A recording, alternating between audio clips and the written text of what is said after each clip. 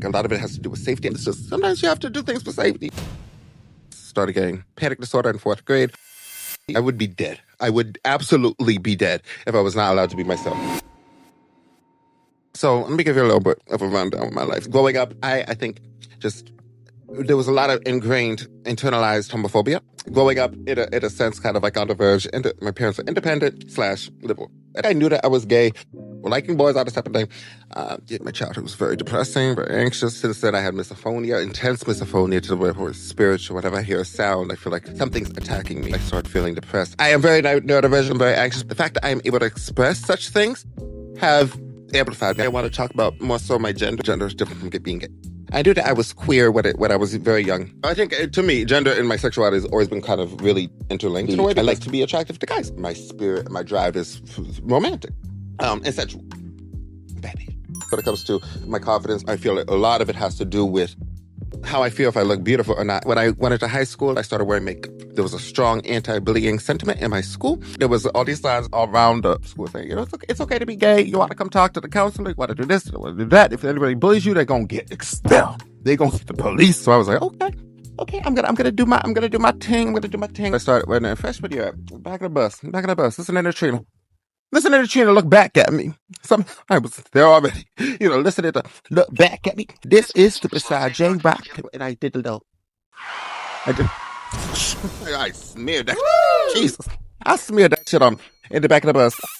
And I walked out, and the bus driver was so nice. She was like, it's very nice makeup. I'm like, thank you. I went into school boys to stare at me. I'm like, what you gonna do? What the you? How you gonna try me? So I started wearing makeup, and then as the years went on, I started expressing myself more in the sense of nails. My friend Naomi, she was like, let's get our nails done. She took me to get my cute little French tips in my nails. And she was so fun. So after that, I just started, I think around freshman, sophomore, junior year of high school, I started all the dating apps, started doing all these things I shouldn't have been doing. Hey, you'll get the bite on the line. Yeah, the fish gonna bite. But the fish are kids.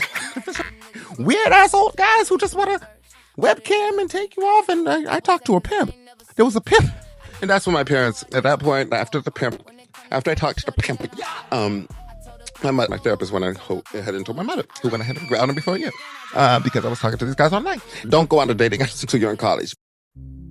Over the years, things didn't get any easier for me. My friend Naomi passed away don't get me upset. She had passed away due to a drunk, don't get me upset. She passed away due to a drunk driver hitting the car that she was driving with her friends. That happened a couple years after I left high school, and she was out of high school too. And I think, what am I doing? As addiction went on, as all this type of thing went on, when I went into college, everything was all, it was free for all. But yeah, I never lost my gender, I never lost my identity, never lost my beret, never lost my ponytails, never lost my nails, never lost my makeup, never lost my bad sense of mentality. Okay? Never lost any of that. I would be dead. I would absolutely be dead if I was not allowed to be myself.